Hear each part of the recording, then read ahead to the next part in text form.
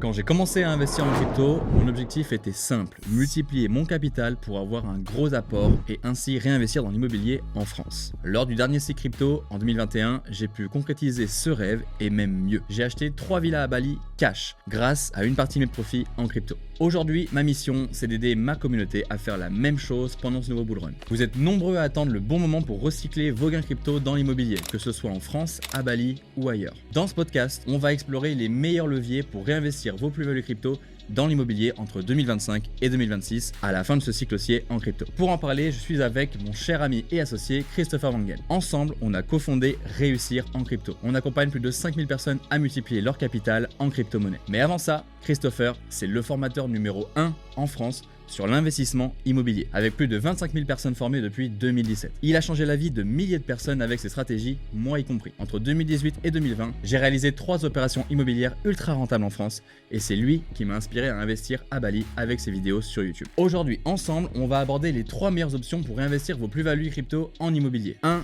Les meilleures opportunités immobilières actuelles en France. 2. Comment faire fructifier votre capital avec Tokimo, sa plateforme de crowdfunding. 3. Investir à Bali. Pourquoi, comment et avec quels résultats. Petite précision, on ne traitera pas ici les aspects fiscaux. Si vous avez des questions à ce sujet, je vous recommande vivement d'écouter mon podcast avec Nuno Montero, le notaire qui a réalisé la première transaction immobilière en crypto en Europe en 2022.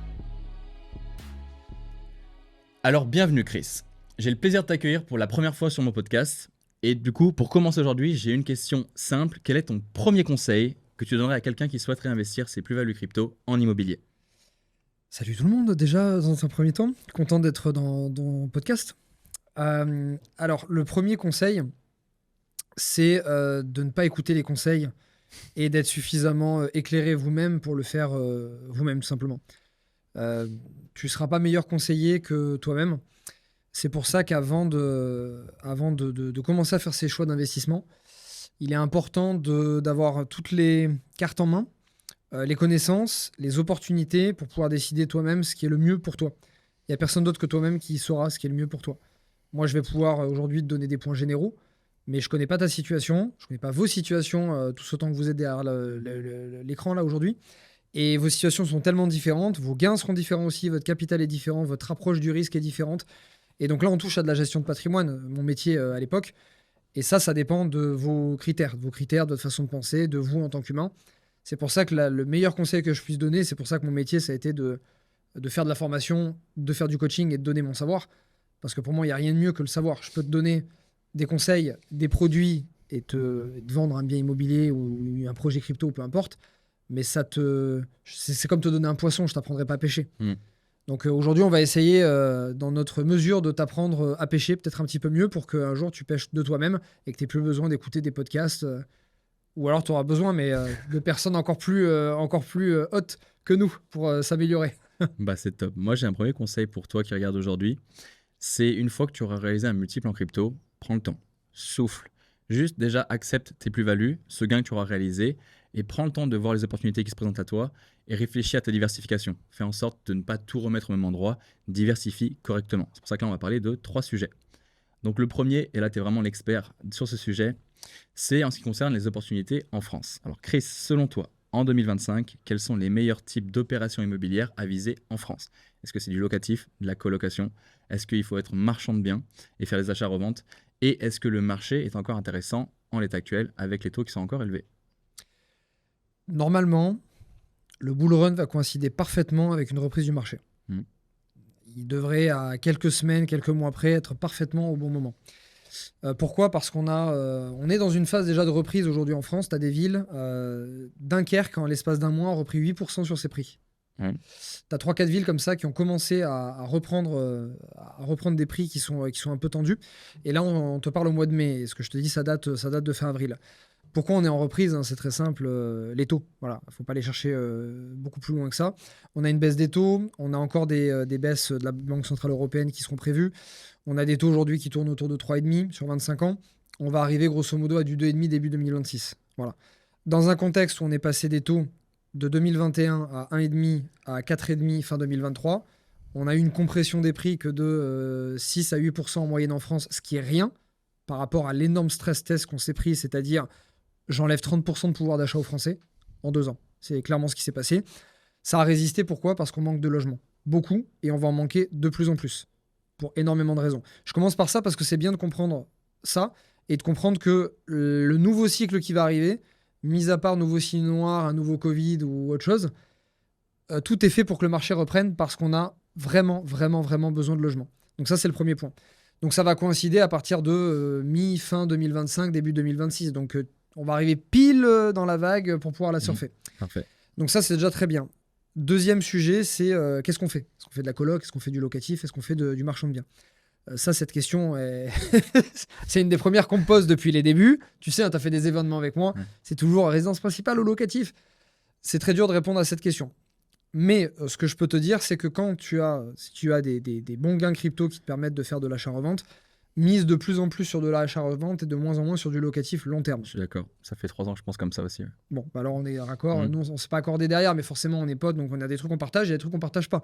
Mais en tout cas, sur ça, on est d'accord. Moi, j'ai toujours été d'avis de garder les biens assez peu de temps. 5 ans, en général, c'est ma target. Et je les vends plutôt entre 3 et 5 ans. Parce que c'est la vision de marché que j'ai, elle va pas au-delà de 3-5 ans. Et parce qu'après 5 ans, pour plein de raisons, c'est mieux de revendre. En termes de crédit, en termes de fiscalité, en termes de faire tourner ton capital pour faire d'autres choses, c'est à l'achat que tu fais un coup. Donc pour ça, je dirais de privilégier un peu plus la résidence principale et l'achat-revente. Moins le locatif long terme, parce que qui dit long terme dit risque en termes d'économie, en termes politiques. On sait que c'est un gros risque en France aujourd'hui, donc on ne sait pas à quoi notre pays va ressembler dans 5 ans. Ça se déprécie mois après mois, on va dire. En tout cas, la vision qu'ont les gens de la France. Donc j'irai plutôt de ce côté-là. Si j'irais faire du locatif, je ferais de l'atypique, Airbnb, petite ou moyenne ville, à moins de 45 minutes d'une grande ville, logement atypique, appartement à thème, houseboat, cabane, etc. Ça marche, ça cartonne. Et pourquoi petite et moyenne ville? Parce que pas réglementation anti-Airbnb de la grande ville. Donc on est pile poil dans quelque chose qu'il faut. Et on n'a pas de problème d'écologie, de ZAN, de non-artificialisation des sols quand on fait une cabane, un houseboat, etc. Ça, c'est important parce que ça, c'est un sujet qui va nous faire chier bientôt. Ouais. Enfin, qui déjà aujourd'hui peut poser problème, mais qui va faire apprécier les maisons aussi, individuelles. Donc j'irai là-dessus, j'irai sur de la colocation Lyon-Bordeaux encore aujourd'hui parce que c'est les villes qui ont le plus perdu pendant le Covid, parce que c'était les villes aussi qui avaient le plus augmenté avec Paris avant Covid. Et donc tout ce qui monte à un moment donné doit redescendre, hein, ça ne monte pas jusqu'au ciel. Donc ce sont les villes qui ont le plus perdu, en moyenne 10 à 12% pour Bordeaux et Lyon. Et ce sont les villes où il y a le plus de tension locative. En moyenne, un appartement dispo pour 8 à 16 locataires, respectivement à Lyon et Bordeaux. Lyon est la ville la plus tendue en termes de location. 16 personnes qui cherchent pour un bien. Ouais. Des étudiants qui sont dans des campings. Donc faire une colocation, acheter des grands appartements bourgeois, plus de 100-120 mètres carrés, qui sont plus demandés aujourd'hui, que tu peux bien négocier, pour aller faire de la division, division en colocation, c'est parfait. Tant que tu es dans des copros qui peuvent le faire, ça pour moi c'est une stratégie qui est assez facile, tu es dans du patrimonial, tu achètes dans un rebond de marché à un moment où Lyon et Bordeaux ont des attraits qui sont intrinsèques, donc ce sont des villes qui vont repartir. Elles ont baissé tout simplement parce que les gens se sont barrés pour aller chercher de la campagne et de la mer. Mais là, on a l'effet inverse, les gens qui se disent « Ok, la mer et la campagne, c'est bien beau », mais ça manque un peu la ville quand même, la culture, le dynamisme. Donc on revoit un peu une migration vers les villes aujourd'hui. Et cette migration, tu vas aller la choper si tu investis là-dedans.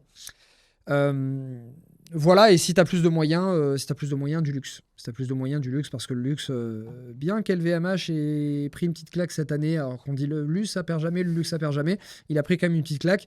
Le luxe dans l'immobilier, ça reste, je vois la Croisette, j'ai acheté un appart à la Croisette, ça n'a pas bougé d'un iota pendant le Covid.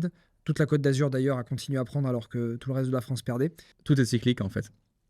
Donc, dans l'économie, dans la psychologie, et on distingue toujours ces fameux cycles de 4 ans qu'on explique souvent en crypto-monnaie, qui sont liés aux politiques monétaires des banques centrales. Donc, en fait, la psychologie du marché, les prix de l'immobilier et les comportements des investisseurs va suivre finalement ces fameux taux directeurs des banques centrales, notamment de la Banque centrale européenne et américaine, ce qui va impacter l'économie et finalement les marchés. Donc, ça fait écho avec ce qu'on disait. Pour moi et toi, mieux vaut favoriser de l'achat-revente maintenant. Pourquoi? Parce qu'il y a une phase où tout le monde veut acheter et donc il faut vendre à tous ceux qui veulent acheter. Et une fois que cette phase est passée, tout le monde veut vendre. Donc dans cette phase-là, il vaut mieux être acheteur. Ouais. Donc il vaut mieux essayer de surfer ces vagues en crypto et en immobilier et être avec le bon timing dans le bon marché en achat-revente.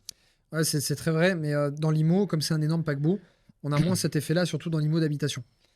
Tu vois, par exemple, quand on a eu l'extrême montée des taux dans l'IMO d'habitation, passé de 1,5 à 4,5 en 2 ans, Sur les biens commerciaux, ça a été pire. On est monté jusqu'à 5,5, voire du 6% pour des biens professionnels. Sauf que dans l'immobilier commercial, c'est directement lié au taux. Parce que les gens veulent du rendement. C'est beaucoup les institutionnels qui font le marché, qui achètent des grands bureaux, qui achètent des hôtels, etc. Donc l'instit, il se dit, un assureur qui veut placer ses fonds, il a 200 millions, il se dit soit j'achète des immeubles à Paris, soit j'achète des bureaux, soit j'achète de la dette allemande. La dette allemande était plus intéressante à acheter que les bureaux sortis de Covid. Donc ils ont acheté de la dette allemande parce que c'était plus sécurisant et parce que c'était mieux payé. Donc l'IMO commercial, en quelques mois, a fait moins 30-35%. L'immobilier commercial, en 2 ans, il a fait moins 7% en France, avec des disparités. Parce qu'on manque de logements, toujours pareil. Et que les Français, s'ils veulent se loger à un moment, ils ont pris toute leur épargne parce que les stocks étaient très très hauts, au plus haut, suite au Covid. Vu tout l'argent qu'ils ont dépensé, il fallait bien que, au moins, ils ont épargné un petit peu. Cet argent a été remis beaucoup dans les apports. Ça a compensé la perte de pouvoir d'achat suite à la montée des taux. Ok. Donc les cycles en IMO habitation, ils sont beaucoup moins violents et beaucoup moins à surfer qu'en crypto. Mais je suis d'accord, c'est bien de les surfer. Moi, j'ai vendu un bien sur la Côte d'Azur au moment de la montée des taux parce que j'ai anticipé cette montée. Et donc, je savais qu'un an après, mécaniquement, tu as des délais de 6 à 9 mois avant que le marché commence à baisser quand tu as un gros stress test comme ça, tu vois. Moi, j'ai un immeuble en France encore où que j'ai découpé en plateau et je revends la découpe. Sur 2 plateaux, sur chacun des 2 plateaux, j'ai eu 2 refus de prêt pour 2 acquéreurs différents, donc 4 en tout. Parce que les taux étaient élevés. Au final, ça retarde de 1 an et demi à 2 ans la rentabilité de l'opération qui attend, quoi. Ouais. Donc je pense qu'il y a quand même un timing à respecter. Est-ce qu'il y a un autre point à soulever sur le type d'opération, peut-être une niche ou un truc particulier sur lequel se concentrer? Je dirais d'être plus prudent sur la niche immeuble de rapport, petite, moyenne ville maintenant, parce qu'il y a des villes qui ont beaucoup augmenté suite au Covid, mais un petit peu de manière artificielle, parce que Covid. Donc je serais un petit peu plus méfiant maintenant, et surtout parce que pouvoir d'achat en berne, et donc on a eu une explosion des impayés. Et que c'est des villes avec de la clientèle, enfin de la population sujette aux impayés. Donc je serais plus prudent là-dessus, ou si j'y vais dans une très belle rue. Très belle rue, bien placée, d'essayer d'avoir des clients, enfin des locataires, pardon, un petit peu plus, j'ai l'impression d'être dans le sketch des inconnus, tu sais, le client patient. Le locataire, ouais. Donc je serais un peu plus prudent là-dessus. J'irai dans des villes, voilà, Lyon, Bordeaux, pour moi, je pense qu'il y a des choses à faire, parce que des belles affaires, parce que ça a beaucoup perdu. Atypique, clairement, à fond, je pense que les 3-5 prochaines années vont être très très belles pour l'atypique, et je connais aucun investisseur autour de moi qui a fait de l'atypique qui a moins de 15 net. Ok. Voire 20-30, pour ceux qui se débrouillent bien. Donc, ouais, j'irai là-dedans. Sinon, non, je pense que c'est pas mal déjà. Et je veux pas trop donner de stratégie, sinon les gens se perdent. Comment, si tu as 2 choses, tu dis je fais l'un ou l'autre, et c'est bien. Au début, il faut surtout faire quelque chose plutôt que voir toutes les options qu'il y a, sinon on fait rien. Ouais. Moi, je veux juste ajouter un point sur la psychologie de votre banquier. Si vous comptez réinvestir des plus-values crypto, essayez de scinder vos banques entre celles qui vont vous accorder un prêt immobilier et celle avec laquelle vous récupérez vos plus-values crypto. Parce que ça peut faire peur à un banquier. Moi, il y a quelques années, on m'a refusé un prêt immobilier justement parce que je disais avoir déjà plus d'1 million en crypto. Ça a fait peur au banquier, je pensais que ça le rassurerait et finalement, je n'ai pas eu mon prêt. Donc, il vaut mieux bien scinder vos activités, vos banques pour être sûr d'avoir vos crédits. Ouais. Un point du coup lié, parce que toi, tu as l'expérience là-dessus, tu formes des milliers de personnes. Et aujourd'hui, quels sont les profils d'investisseurs qui réussissent aujourd'hui et pourquoi? Des sportifs. Ah ouais? Ouais. J'ai un taux de réussite chez les sportifs qui est hors norme. Ok. Tu sais pourquoi? Le mindset? Bah ouais. La discipline? J'ai des anciens rugbyman qui étaient rugbyman pro, qui se mettent dans l'IMO. Ça marche. Enfin, ceux que je vois, en tout cas, ça marche très bien. Ceux qui ont connu la compète et qui ont arrêté et connu la compète très jeune, même pas pro, mais qui ont fait de la compète. Ceux qui font des sports très exigeants. Je pense à Jordan qu'on connaît, qui a acheté de l'IMO. Jordan, ancien boxeur pro. Il applique bêtement ce qu'on lui dit Il est de faire. discipliné Et du coup, parce que c'est un boxeur et qu'il connaît la douleur. On et le voit en qui... crypto, ça aussi. Hein. Tu sais, les membres réussis en crypto qui ont le mieux réussi, c'est ceux qui sont le plus finalement disciplinés, qui appliquent bêtement en fait ce qu'on enseigne dans la formation. Mais ça se voit dans n'importe quel domaine. Ouais. Je leur apprendrai la couture, ça serait pareil.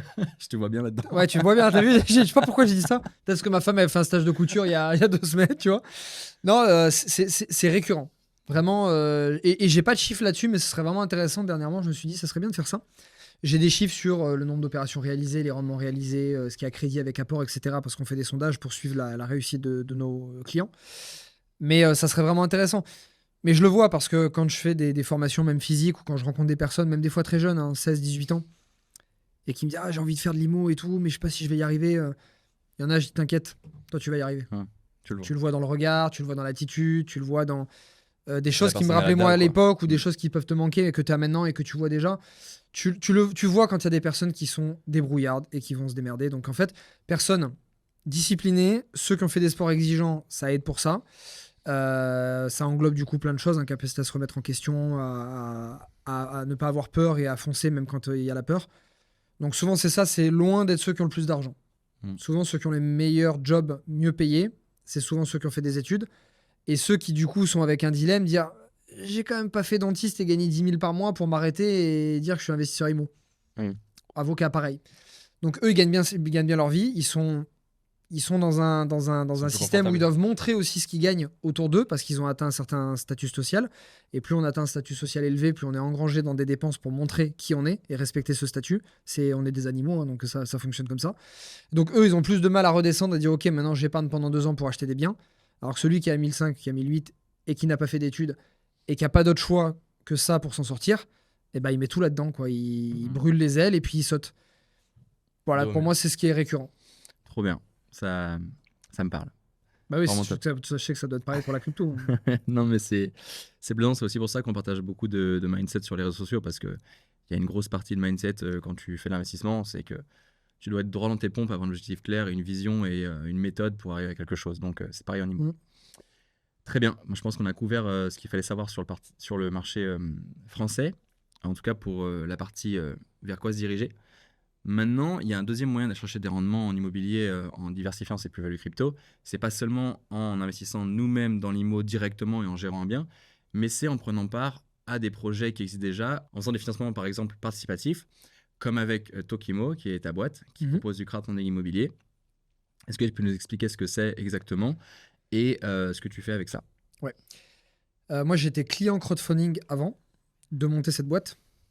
Donc j'ai financé des projets, des boîtes, etc. Et c'est parce que j'ai aimé l'expérience client que je me suis dit, tiens, il faut forcément qu'on le fasse pour nos clients aussi. Donc déjà, j'étais client avant de le monter. J'étais client en tant qu'investisseur aussi. J'avais investi quelques centaines de milliers d'euros comme ça. Et ensuite, il y a autre chose qui m'a fait monter la boîte, c'est la communauté. On s'est dit, attends, en plus, c'était période Covid, les gens avaient moins leurs prêts, les marchands de biens, c'était très compliqué d'avoir leurs prêts. On s'est dit, on a des clients qui trouvent des projets magnifiques dans toute la France, mais qui ne respectent pas forcément les règles du marchand de biens, 3 activités, 3 opérations d'expérience. Tu demandes à un marchand, est-ce que vous avez de l'expérience? Bah oui, j'ai fait 3 RP. Non, expérience en marchand. Bah ouais, mais si j'ai pas de prêt, je fais pas de marchand. Je fais de l'RP, c'est mieux, tu vois. Ouais, donc c'est un peu comme quand tu es salarié, on te demande une expérience, bah ouais, mais il faut bien que je bosse pour en avoir une. C'est exactement pareil.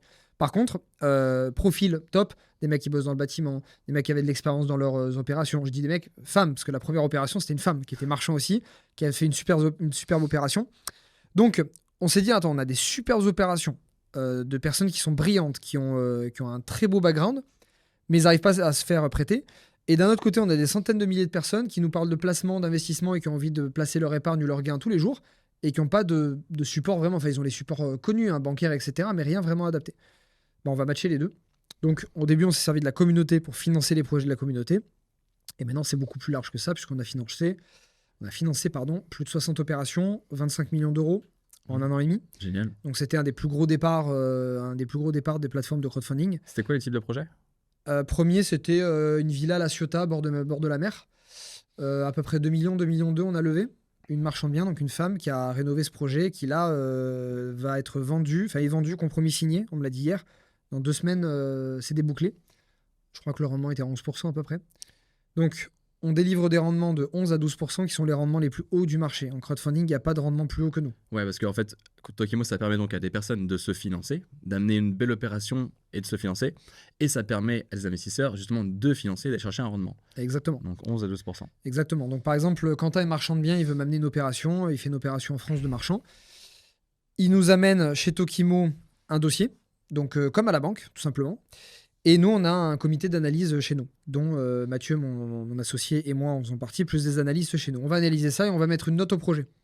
En fonction de cette note, on va établir un taux de rendement, on va établir l'apport à mettre, on va établir sur combien de mois on va prêter, dans les conditions, et surtout les garanties qu'on va prendre. Ça, c'est un deuxième sujet. C'est ça le vrai avantage de Tokimo, en fait. Ouais, on a les rendements les plus élevés du marché. Ça, c'est notre atout. On paye très très bien nos investisseurs, les mieux du marché. Et deuxième atout, on prend le niveau de garantie les plus hautes. Ok. Parce que l'avantage d'avoir la communauté, c'est qu'on a énormément de projets qu'on nous propose, donc on peut être très, très, j'allais dire picky, mais on peut être très, le mot qui est venu en anglais, mais très exigeant. Oui. On peut être très exigeant sur les projets immobiliers.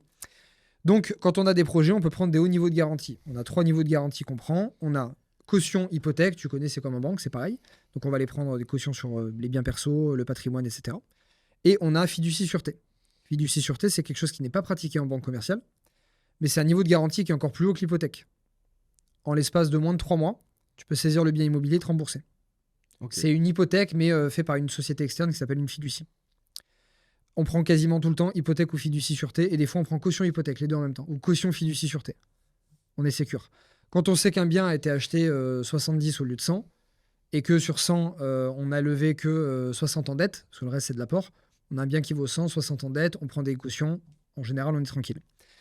Et donc on va financer l'opération de Quentin, dans mon exemple, avec des investisseurs qui vont pouvoir mettre à partir de 100 euros, jusqu'à plusieurs milliers d'euros, ou beaucoup plus s'ils le souhaitent. Et on va financer l'opération et on va délivrer un rendement à l'investisseur qui va être entre 11 et 12%. Toi, tu vas verser une commission en plus qui va être notre commission à nous. Donc, c'est le marchand qui paye, c'est pas l'investisseur. Et ça permet d'avoir d'excellents rendements en le faisant du téléphone, sans bouger de chez soi, en finançant des projets IMO. Donc, ça nous permet de financer l'économie réelle. On sait où va notre argent. On finance des artisans, on finance des notaires, des marchands. On fait des super projets. On fait des projets qui sont en bord de mer, des projets avec des vues magnifiques, des projets très beaux. On commence les projets à l'étranger aussi, d'ailleurs. Et au marchand, ça permet de se faire financer avec moins d'apport bien souvent et beaucoup plus rapidement que les banques. Donc, il va payer plus cher qu'une banque, mais il va faire plus d'opérations. Trop bien. Donc, pour un investisseur crypto qui a réalisé un multiple et qui a une belle plus-value à réinvestir, ça fait partie de la diversification. Regardez ces types de projets de crowdfunding. Du coup, est-ce qu'il y a quand même des critères pour celui qui veut investir dans Tranquillement ? Aucun critère d'avoir 100 euros. Ok. Aucun critère. Si tu mets un seul paiement unique, tu as 10 000 euros, tu veux mettre 10 000 une fois. Je déconseille. Même si ça ne va pas dans mon sens. J'ai le côté businessman qui est mets 10 000 chez nous, comme ça on a de suite 10 000 en caisse. Enfin, on n'a jamais dans nos caisses, mais je veux dire, on a 10 000 sur lequel on va prendre un pourcentage pour le marchand. Et mon côté investisseur, conseil, formateur, et c'est plus ce côté-là que j'ai, qui me dit, tes 10 000, tu les divises en 1000 et tu mets sur 10 projets différents. Diversification, on le dit tout le temps. Et là, c'est très très vrai parce qu'on va payer entre 11 et 12%. On a une toute petite statistique, pour le moment, nous, aucun.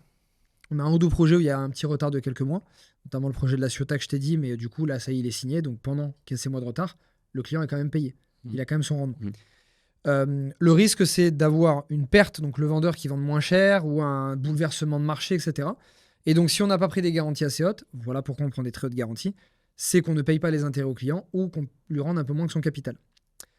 On a estimé cette hypothèse par rapport à ce qui se passe sur le marché chez des concurrents, qui ont certains pris des grosses casseroles parce qu'ils ont pris la crise aussi, et parce qu'ils avaient fait des projets un peu bancals ou des projets sans niveau de garantie parce qu'il fallait prendre beaucoup de projets. On a regardé ces statistiques et on a multiplié par 3. C'est-à-dire qu'on a pris des hypothèses très très pessimistes et on s'est dit, voilà, imagine qu'il y ait tant de pourcents de projets où tu perds 20% de ton capital. Tant de pourcents où on ne te paye pas les intérêts. Tant de pourcents où il y a du retard. En moyenne, si tu fais plus de 20 projets, tu auras un rendement moyen d'à peu près 9,38. Ok. Bon, c'est hyper costaud. Voilà. Donc en fait, pour ceux qui ont peur et qui disent oui, mais 100 euros et si jamais le projet... Alors oui, tu investis dans l'immobilier, tu peux pas avoir du 11% sans risque, ça n'existe pas. Mais aujourd'hui, sur tous les placements financiers qu'il existe, je connais aucun placement avec le meilleur gain, rapport, énergie, temps, rendement et risque. Ça n'existe pas. Tu peux chercher tous les placements pour avoir du 11%. Il faut être en bourse, il faut être sur des actions, il faut accepter de faire du moins 20, du moins 30, etc. Ça n'existe pas, surtout sur des durées si courtes. Courtes. Sur des durées plus courtes. Tu prêtes ton argent entre 12 et 24 mois. Ouais. Donc, ça n'existe pas. Et pour te rassurer encore plus, en plus des niveaux de garantie, tu mets sur tous les projets. Donc, c'est pour ça que là, on vient de lancer, on est en train de lancer, suivant quand ça sortira, ça sera sûrement sorti. Je veux pas que ça sorte avant. On sort la mensualisation. Donc, on est le premier à la faire aussi. On met une tech à l'intérieur qui te permet de mensualiser. Tu dis, voilà, je veux mettre 200 euros par mois sur des projets qui ont des rendements de 1,5. À chaque fois que tu as un projet de 11,5, tu as automatiquement le projet, ton argent par-dessus, tu as juste à cliquer sur ah oui, ça automatise encore plus la chose. Et du coup, tu peux faire du DCA. Comme un DCA en Bitcoin. C'est du DCA, sauf que le rendement est toujours quasiment les mêmes. Mais tu pars du point de vue qu'un projet sur 20, 25, tu auras peut-être un peu moins de rendement ou tu auras une petite perte en capital. Pars du point de vue que ça te rapporte 9,5, il n'y a rien de mieux que ça. Et moi, d'ailleurs, sur mes gains crypto, je sais que j'ai au moins 30 à 35% de mon portefeuille crypto qui va partir en crowdfunding. Make sense. Bah, du coup, donc on peut faire ça en France. Et ça me fait la transition pour la troisième partie, qui est Bali. Donc, on pourrait finalement aussi faire du projet groupé à Bali et on y réfléchit. On en parlera peut-être plus tard avec Chris publiquement. On se positionne, on explore actuellement des possibilités de faire des très beaux projets sur Bali groupés, de proposer ça à notre communauté. Je t'en dirai plus le moment venu. Mais Bali, c'est un sujet qui revient beaucoup parce que nous, on le met beaucoup en avant, Bali. Ça fait des années qu'on vient ici. Ça fait presque 10 ans qu'on vient. Moi, j'habite depuis 5 ans. Ouais. Toi, tu viens une bonne partie de l'année aussi. Et c'est une île sur laquelle on a beaucoup investi. Donc toi, tu as fait 4 villas. Ouais, 3 plus 3 qui sont en construction, donc ça va faire 6, ouais. 6, ok. Et moi, j'en suis à 7. J'en ai acheté 3 tout seul et 4 avec des investisseurs. Donc c'est un marché en fait qu'on connaît bien, sur lequel on nous pose beaucoup de questions.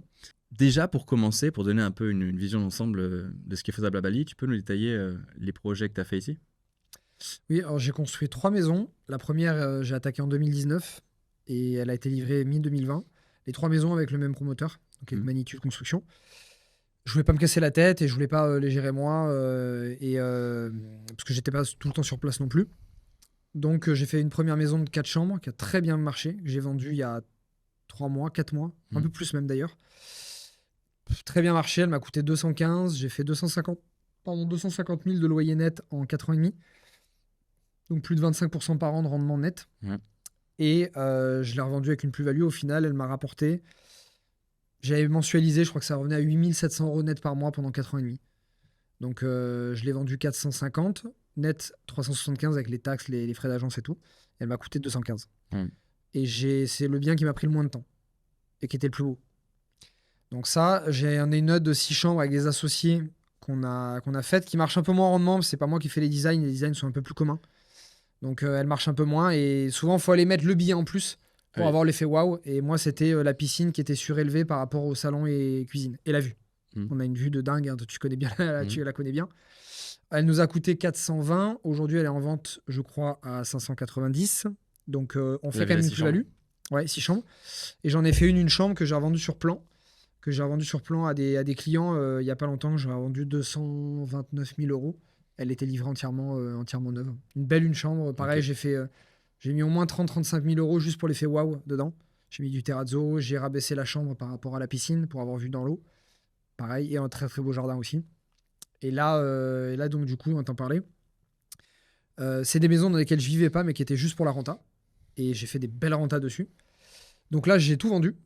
Donc c'est pour ça qu'il y a la dernière qui est en vente, mais les 2 autres, je les ai vendus pour acheter un terrain bord de cliff, donc sur une falaise qui est à Uluwatu, avec une vue extraordinaire. Et Quentin connaît bien le terrain parce qu'il a bien snipé avant. Tu viendras quand tu veux à la maison. Je vous explique. Tu viendras vivre quand je serai pas là. J'ai trouvé ce terrain il y a 1 an et demi, 2 ans. J'ai dit, oh là là, c'est mon terrain, je le veux. Et finalement, c'était un moment où il était plus smart de tout mettre en crypto plutôt que d'acheter un terrain.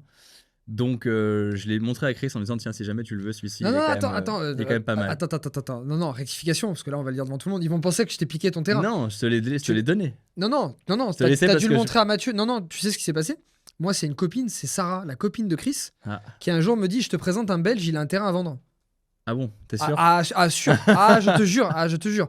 Il me dit, j'ai un terrain à vendre. Donc, je vais voir le Belge, il me montre ce terrain. Et quand je vous montre le terrain, tu me dis, ouais, ce terrain, je l'ai visité il y a déjà 1 an, il était déjà en vente. Ok. Ah non, jamais je t'aurais fait ça. Il me semblait que je te l'avais montré pour que tu puisses en profiter. Ah non, je pense que tu confonds avec quelqu'un d'autre. Je pense que tu confonds. Non, moi pas du tout. C'est elle qui m'en a parlé. Ok. Mais du coup, ouais, en parlant avec toi, et j'en parlais avec Mathieu, je crois même qu'il l'avait vu avant aussi. Et il me dit, tu me dis qu'il était plus cher à l'époque, je crois. Ouais. Bon, enfin bref, donc du coup, voilà, le terrain était plus cher à l'époque. Moi, il me le montre, il me restait une parcelle sur le terrain. En fait, avait été divisé en 6 parcelles. Donc j'achète le terrain. Ça fait plus d'1 an là qu'il a acheté. Il y a eu pas mal de mésaventures, mais un peu de temps, on va dire de la perte de temps. Ça fait partie du jeu. Perte de temps sur l'administratif, etc. Là, on attaque dans 2 semaines, 3 semaines les travaux. Donc ça va démarrer bientôt. Je fais une villa devant, une villa très haut de gamme qui sera ma villa pour vivre et que je vais mettre en location quand je serai pas là. Et derrière, on fait 2 villas jumelles avec des membres du Club 40, un club business que j'avais, que je ne fais plus maintenant, mais que j'avais, où chacun met des billets. Donc c'est un projet groupé en fait qu'on fait avec eux derrière. Voilà. Ouais, donc un projet plaisir, mais qui peut être aussi très rentable parce que lieu exceptionnel. Donc en fait, je vais t'expliquer mes projets que j'ai fait moi aussi, mais ça fera la transition parce que là où je veux en venir, c'est que maintenant, à Bali, c'est un marché qui est devenu très concurrentiel, avec beaucoup de belles choses.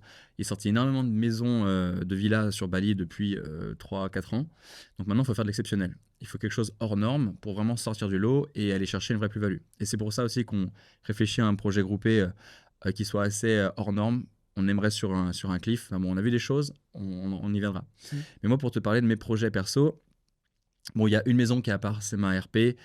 J'ai payé mes 20 ans upfront, j'ai mis les travaux upfront. Et cette villa m'avait coûté 400 plus 35 000 pour bloquer la réserve devant.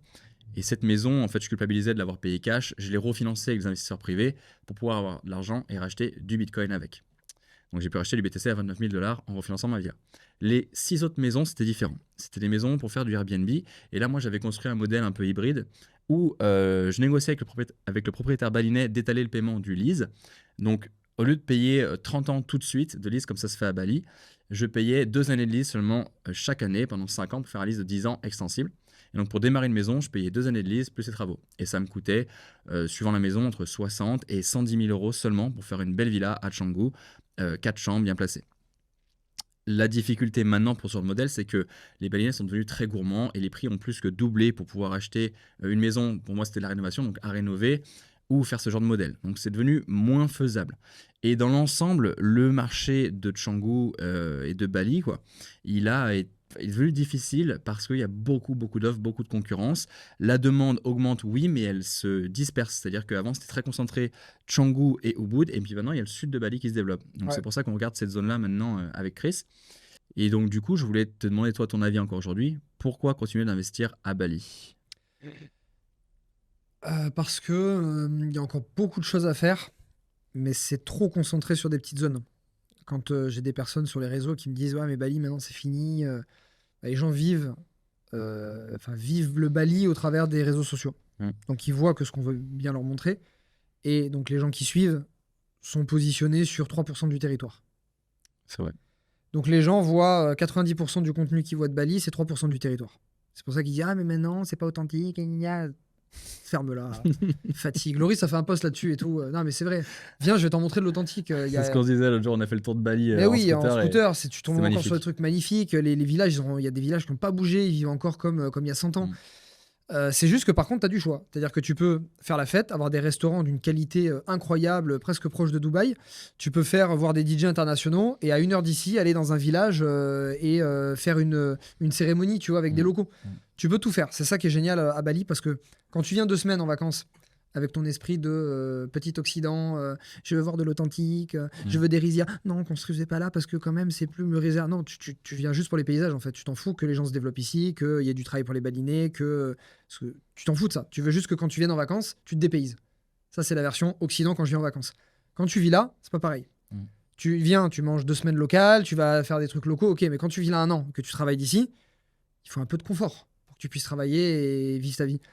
Bali est très très bien pour les deux, donc ça c'est génial. Pour moi, il y a encore plein de choses à faire à Bali, il y a plein d'endroits qui peuvent être développés. Voilà, donc pour moi, il y a beaucoup de choses à faire. C'est juste que Canggu est mort, parce que Canggu, on a une phase de maturité. Il y a Pereira Renan qui est juste après, je connais pas trop le marché ici, mais pareil, va arriver dans une phase de maturité. Voilà.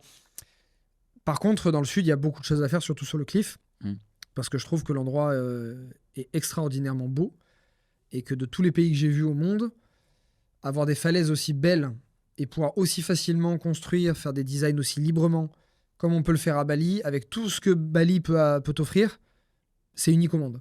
C'est vrai, je pense aussi. Il y a beaucoup de choses qu'on trouve qu'ici. C'est pour ça qu'il y a de plus en plus d'expatriés qui viennent vivre à Bali. Et justement, Canggu, Pereira Renan et ce qui est derrière, ce qui se développe, CC, Chemagi, etc., c'est plus une zone qui devient pour les expatriés. Les gens viennent vivre ici et en fait la densité gêne pas trop les expats. Ce qu'ils aiment, c'est justement la communauté, le fait de tout avoir sur place. La partie touristique se développe plus dans le sud de Bali, donc c'est là où on met le focus maintenant en se disant si on veut faire du tourisme, il faut focus sur le sud de Bali et de l'exceptionnel. C'est pour ça que nous on regarde les flancs de falaise. Et moi je parie aussi, tu as très juste sur ce que tu dis, c'est qu'à Uluwatu il y a encore 2-3 ans, à part des surfeurs, tu voyais pas beaucoup de gens. Il y a 7 ans, j'avais vécu là 2 mois, il y avait personne, il n'y avait rien. Et là, c'est blindé de touristes. Mais on va arriver dans la phase où les expats vont venir là-bas. Parce que jusqu'à présent, il manquait de salles de sport, il manquait d'infrastructures, il manquait de restaurants. Là, aujourd'hui, on les a pas. Donc, tu en as qui vont venir, qui vont poser, qui vont prendre leur maison. Tu vas avoir des locations annuelles très chères qui vont pouvoir se faire. Donc voilà, on parie là-dessus. En plus du loisir, enfin du plaisir de me dire, j'ai toujours rêvé de vivre face à la mer. Et je me dis, bah là, je vais pouvoir vivre face à la mer 4 mois de l'année. Et le reste de l'année, la villa est tellement rentable qu'elle va me rembourser mon logement, tu vois. C'est ça. Du coup, les gens peuvent se dire, est-ce que c'est une vision court terme ou long terme Bali? Est-ce que ici on fait aussi de l'achat-revente ou est-ce qu'on vise à faire du patrimonial et du locatif? Ben, il y a plein de trucs à considérer. C'est vrai que suivant la typologie de marché, si on vise un marché d'expatriés, c'est plus, je pense, à mon sens, faire de l'achat-revente et leur proposer des belles villas pour avoir du confort. Et pour la partie locatif dans le sud de Bali, je pense qu'on peut voir encore moyen long terme, à condition, à mon sens, de jouer un peu sur le tableau en se disant, je vais peut-être pas acheter un leasehold. Donc un leasehold, c'est une location entre guillemets de 30 ans extensible, enfin 30 ans en moyenne sur le terrain avec la maison qui est dessus. Mais peut-être faire un genre de patrimonial, acheter en pleine possession, en freehold, la louer quelque temps, et après la maison, vu qu'elle est bien placée, qu'elle est belle et qu'elle a un historique, elle peut être revendue plein prix, en pleine possession, en freehold, à 3, 5 ans par exemple, voire même 10 ans. Je pense que c'est un peu un hybride, d'ailleurs c'est vraiment ce qu'on est en train d'essayer de goupiller là, qui va être la solution gagnante pour les années à venir. La difficulté, c'est que ce type de projet, en fait, ils sont devenus très chers. C'est-à-dire que acheter maintenant un terrain au sud de Bali, on a vu des prix délirants, c'est 150 000 euros les 100 mètres carrés de terrain en pleine possession. On en a vu un il n'y a pas longtemps, là. C'était quoi, 10 millions? 10 millions de C'était, dollars, je crois, C'était 5400 mètres carrés. alors, à la base, la vendeuse voulait dans les 120 000 euros par 100 mètres carrés de terrain. Et puis, du jour au lendemain, elle nous a dit, bah, finalement, je veux 40% de plus. Donc, voilà. En fait, déjà, acheter des petites parcelles en freehold, c'est devenu presque introuvable. Ça reste cher, ok, il faut acheter des grandes surfaces pour pouvoir y avoir accès et payer moins cher finalement à la surface.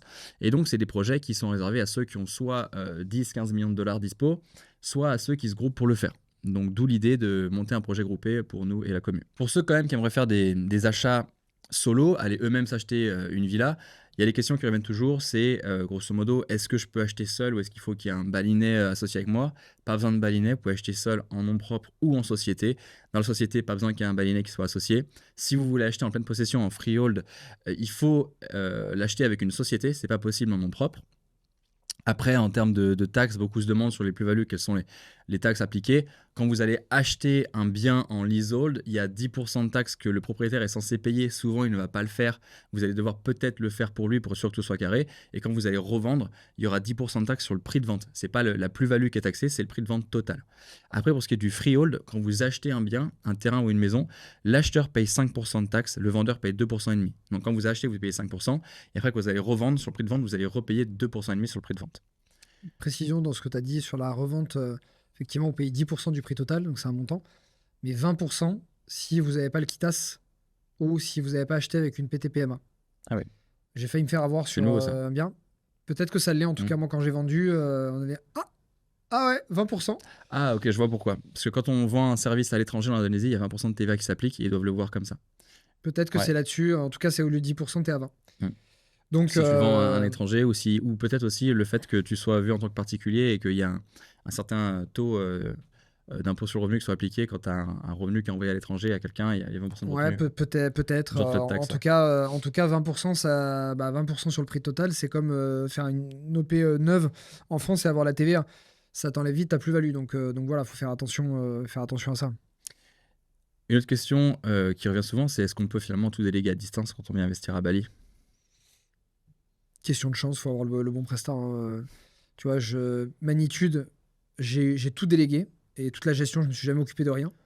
Je trouve que ça a été très très bien fait parce que j'ai une opération très gagnée, enfin vraiment vraiment très rentable et que évidemment tu trouves toujours des trucs à redire, mais quand tu es dans les faits et en pratique, tu dois gérer quelque chose comme ça ici, c'est très compliqué. Donc je trouve qu'ils ont fait du très bon travail. Quand je l'ai fait à Touloum, ça a été une catastrophe.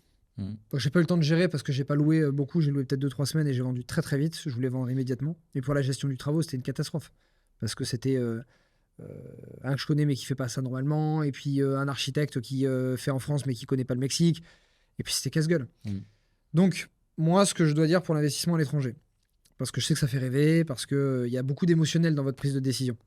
Peut-être parce que vous nous voyez faire, peut-être parce que vous en avez marre de la France ou que vous avez peur de la France, ou peut-être parce que y a la phase émotionnelle, ou côté social, de dire j'ai une villa à Bali. Il y a plein de raisons, plus que le rationnel et le financier, qui vous font investir à l'étranger, notamment à Bali. Et je veux bien que vous distinguiez les deux, Parce que l'émotionnel peut vous faire des conneries. Tu vois, je compare ma villa à Toulouse, qui avait certaines prévisions de chiffres et qui, pour problème de taux de change, économie mondiale, etc., j'ai perdu de l'argent dessus. Je l'ai vendu immédiatement et j'ai mis sur Tokimo. Enfin, une partie dans l'apport du terrain ici à Bali et une partie à Tokimo. Pourquoi ? Parce que je me dis, attends, plutôt que de me casser la tête et perdre du temps, je mets sur Tokimo du téléphone, je sais que ça me rapporte 11,5 et point barre et je m'occupe de rien d'autre. Pour avoir du 11,5 pour moi, pour investir à l'étranger, soit c'est un projet qui est exceptionnel, comme le disait Quentin. Surtout à Bali, il faut que ça soit exceptionnel. Pour refaire une villa à 150-200 000 euros, ça sert à rien. Tu vas être noyé entre les autres. Tu vas difficilement te taper un 10-12 net. Pour 10-12 net, créer une société à l'étranger, le risque de contrôle, faut y venir. Problème, s'il y a un problème. C'est-à-dire surcoût sur la construction. Il y a trop de risques pour juste gagner 10-12%. Ça sert à rien. Tu mets en crowdfunding Tokimo ou tu te sers de ton apport pour faire un projet immobilier en France.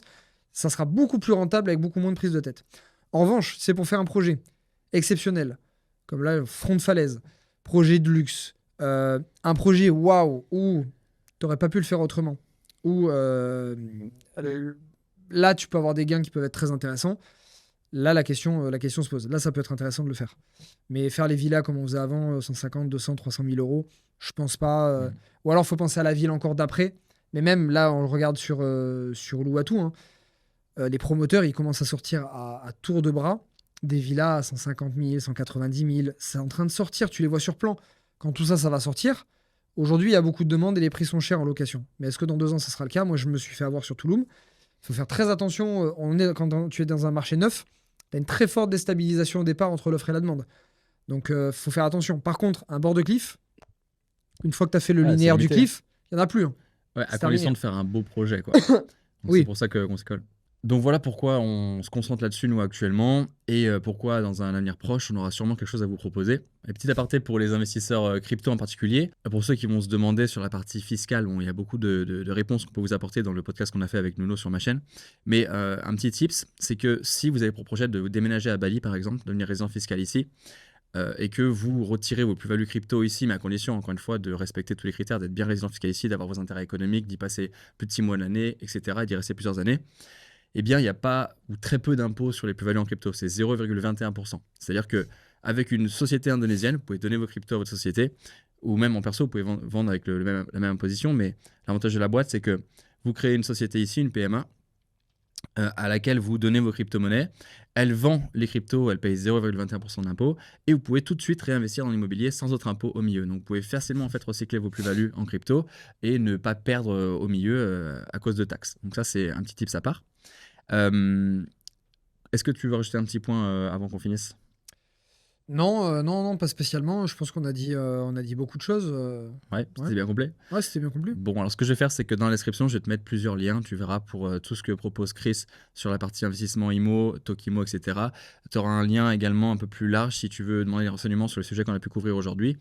Et avec tout ça, tu vas pouvoir justement trouver les meilleures opportunités pour pouvoir recycler tes plus-values crypto cette année ou l'année prochaine, une fois qu'on aura terminé ce bull run. On va te mettre, pardon, je coupe, mais on va te mettre un lien aussi. Si ça t'intéresse d'investir à Bali, notamment dans le projet groupé qu'on fera, dis-nous, remplis les informations et dis-nous quel budget t'aimerais mettre. N'enjolive pas la situation. Ce que je connais, on a l'habitude, quand en général il y a des intentions, on divise par 2 ou plus de 2 après. Personne qui dit « je suis trop chaud, je mets 100 000 ». Quand il faut sortir le porte-monnaie, finalement, je vais mettre que 30. On a l'habitude, c'est humain. Donc, n'enjolive pas la chose, mais réellement ce que tu penses mettre, évidemment, ça dépendra du projet. Mais quelque chose que tu penses réellement mettre, ça dépend aussi beaucoup du bull run, je suis conscient. Mais quelque chose que tu penses mettre, pourquoi ? Parce que nous, on cherche des projets en fonction. Moi, j'ai déjà demandé à ma communauté, on voit à peu près les intentions. Entre des intentions à 3 millions et des intentions à 10, on va pas regarder les mêmes terrains. Plus gros on a des terrains, moins cher c'est au prix au mètre carré, plus la rentabilité est intéressante pour tout le monde. Donc, on en a besoin pour jauger un peu nos recherches. Sur ces mots, on va te laisser. Donc, c'était vraiment un plaisir d'avoir Chris pour la première fois sur ma chaîne YouTube. Et puis, qui m'a beaucoup accueilli sur la sienne. Très content parce que tu m'as découvert sur la mienne. Voilà. Et maintenant, tu as plus de bien que moi à Bali et c'est moi qui suis sur la tienne. Donc, j'aime bien cette boucle, c'est bien ça. Voilà, j'espère que dans 5 ans, tu nous inviteras sur ta chaîne ou on viendra dans ton bien immobilier à 10 millions. Ouais, il y aura des belles OP à venir. Dans tous les cas, comme toujours, on va souhaiter tous les deux du fond du cœur des bons investissements en immobilier et en crypto. Et du coup, on se retrouve très bientôt pour un sujet transverse ou quelque chose de lié. Ciao, ciao. Et un bull run rapide. Et un bon bull run. Ouais. À plus.